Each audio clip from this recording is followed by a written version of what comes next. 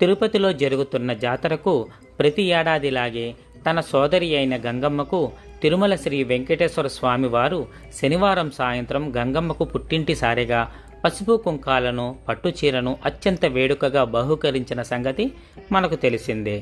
ఇక అన్న ఇచ్చిన ఈ మేల్చాట్ చీరను జాతర రోజు కాకుండా ముందుగానే అనగా ఆదివారం నాడు మాతంగి వేషం సందర్భంగా అమ్మవారికి అలంకరణ చేశారు.